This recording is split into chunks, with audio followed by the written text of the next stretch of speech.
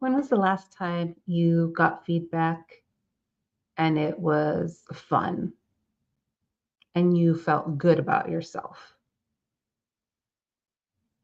Probably not very often if it was actual constructive feedback, because it's not normally a lot of positive things about ourselves, right? More likely than not, you maybe threw yourself a pity party. Maybe you were stewing over it for a few days. Because if we're being honest with ourselves, feedback can feel sort of like a punch to the stomach, even when it's meant to be helpful. It's hard to hear. I've been there, and honestly, we have all been there. And if we're not taking the time, at a very minimum, to even just consider that there's some truth to the feedback, we're doing ourselves a disservice.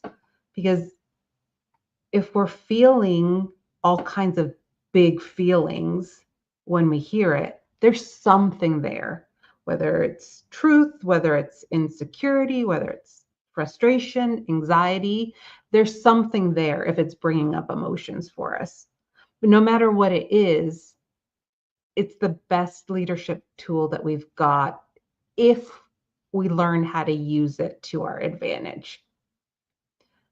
What's a common criticism that you experience? Like, think about it, and I'll share one of mine. Um, Mine that I get very often is that I'm too nice, or I was once told by a boss that I bordered on toxic positivity, whatever that is. And if I'm being honest, right, when I heard the toxic positivity one, I was like, well, that's not true. I don't see the world through rose-colored glasses, and I'm not asking anyone to do that either. And I could have just ignored that or dismissed it, but instead I just listened, right? And thought, okay, in what situation or what dynamics or what context is this being experienced? And then once I had that, is there something I have control over that I can do better? Okay. If so, what does that look like? But if not, just move on and keep that in the rearview mirror, because it's literally of no use to me. So here's my goal for today for all of you that are listening, is that by the end of this session, you walk away with simple, actionable strategies that can shift from thinking about the negative in criticism and looking into the positive of how can we grow and allow ourselves to be more curious. So a tough thing about feedback is that it feels like a threat, right? We're hearing something that threatens either our good name, our reputation, our livelihood, whatever it is. And often it feels that way because there's a lack of psychological safety. There's a lack of trust. And so we receive the feedback and we're more inclined to assume that it's just judgment on us. It's coming from a negative space, right? Like, where are we lacking?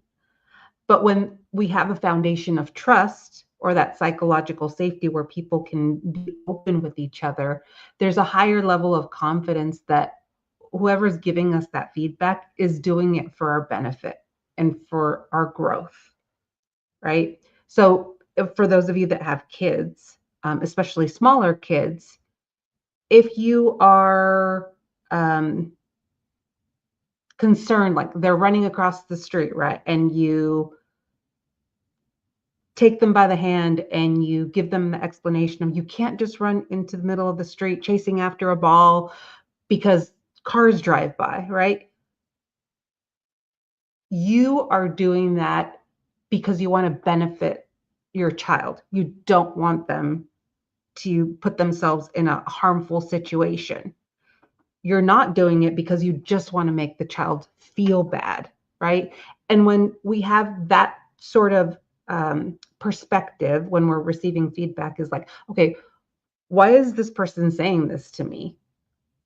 How is this from their perspective going to be helpful for me? When we approach it from that lens, it's very different. But in the absence of trust, in the absence of psychological safety, our minds are going to tend to take that feedback in a negative way because that's the way that our brains work. Our brains tend to have a resistance to criticism, and our default is to be defensive. I am definitely not a science geek by any means, or I don't know, maybe I am, and I just haven't admitted it to myself yet. But if we get a little scientific here, and we think about neuroscience, our resistance isn't just emotional, it's also like literally biological. We hear critical feedback, especially when we don't expect it or it's not delivered well. Our brain interprets that as a threat. The part of our brain that's responsible for the fight or flight is the amygdala. And then we feel threatened, that amygdala lights up and it can trigger a stress response, which comes with wonderful gifts like a raised heartbeat, shallow breathing, or even adrenaline.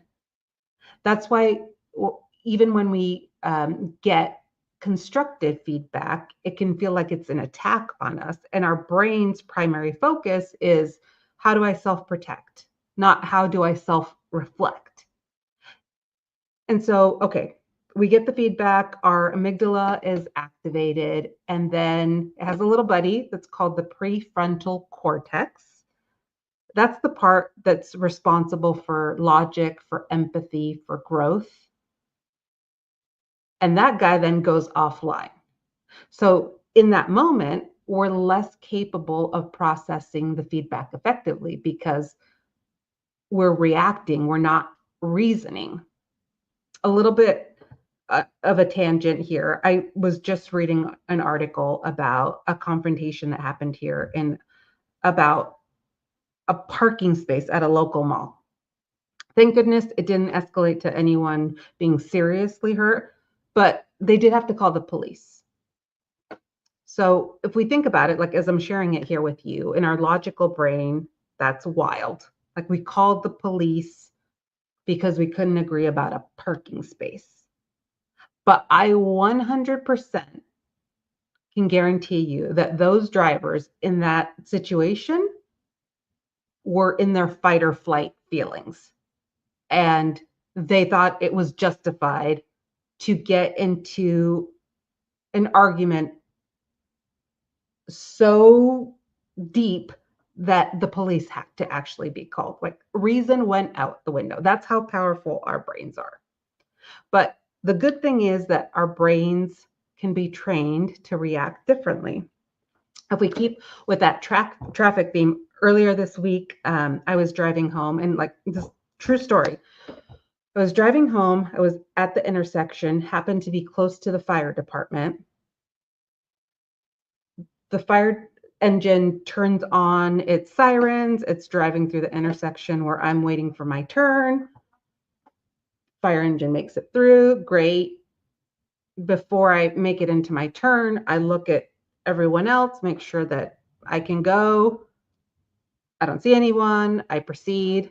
Then, as soon as I turn, I hear someone in a convertible honking their horn at me. And then he pulls up right beside me and he does that eye signal, like, watch where you're going. And I had a split second to decide how I was going to react. So I paused and I rolled down my window and all I could say was, I'm sorry, I didn't see you. And then he responded with, you have to be more careful. And that was it. That was the end of it. Now, in all honesty, I did look at all the intersections like everyone else. When I saw the car in my rearview mirror, it was a black convertible. This guy was like maybe in his early to mid 20s, tatted up. I could have just assumed like, hey, he was speeding through the intersection and I got in his way and he got bit. And he could have made assumptions about a slightly less young woman behind the wheel of a car. Maybe he did, I don't know. But he didn't react that way. Maybe I accidentally cut him off and maybe I literally didn't see him. So you know what? Good on both of us for just keeping our prefrontal cortex in check and not letting it escalate to anything more than that.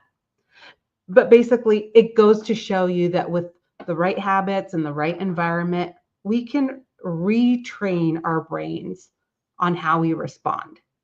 Instead of feeling threatened, we can stay present, we can stay curious, and we can use that feedback for growth. And that's where the psychological safety comes in, because when people know that they won't be punished for being vulnerable, their brains can remain a little bit more calm. And then our curiosity can keep our prefrontal cortex in check and actually allow us to learn from the situation. Here's the mindset shift is turning that criticism and that feeling of being threatened into something more positive, because we're a little bit more curious and we're looking for opportunities for growth. So what would curiosity look like when we receive the feedback? It might be, what can I learn from this? Or why does this person believe this? Or even if we disagree with what's being said, what could be true about it? Because our brains like to think in black and white, but there's a whole lot more gray than we actually realize. It's not usually that one person is 100% right or they're 100% wrong. Maybe they're only 10% right. That's fine. That means there's still a 10% of an opportunity in there. Dig into that instead of focusing on the 90% that's not useful. And I like to call that the feedback filter. If you think about maybe a coffee filter, you put in the coffee grinds and add some water, and the filter is going to catch the grinds. But at the end of it, you're going to brew a cup of coffee or a pot of coffee. And if we do the same thing with feedback, right, is like put in all of the feedback into the filter and then filter out the noise, filter out what doesn't serve you. And then what you're going to be left with is what does serve you and what is getting closer to your goals. I do it all the time when I get criticism that I know for a fact doesn't align with my values, right? I don't just discredit and say, okay, well, whatever, I don't agree with that. I'm going to take what serves me and then move on, because there's zero benefit in focusing on those coffee grinds that I already know I disagree with and they don't serve me and it's not getting closer to my goals. But there will be something in there. There will be some little nugget of wisdom, and that's a better use of my time and my energy and my focus. So I told you all that I wanted you to be able to walk away from today's session with some actionable strategies, right? And I love alliterations. I think it's a good way for us to be able to remember things. So here's one for you that's based off of the letter P. So pay attention, pause, process, pivot. Pay attention, pause, process, pivot.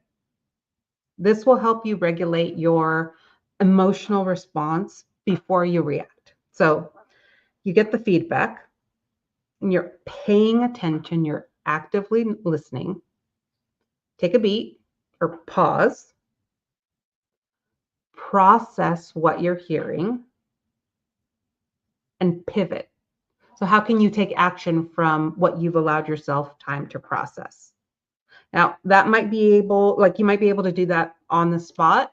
It might just like you get the feedback and you're able to do all of that in that same moment. Or it can take some time. And if you do need more time, then maybe there's a few more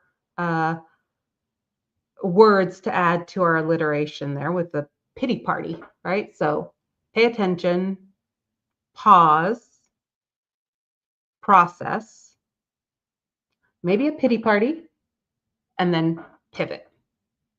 That's what I want you to remember, right? Pay attention, pause, process, and pivot.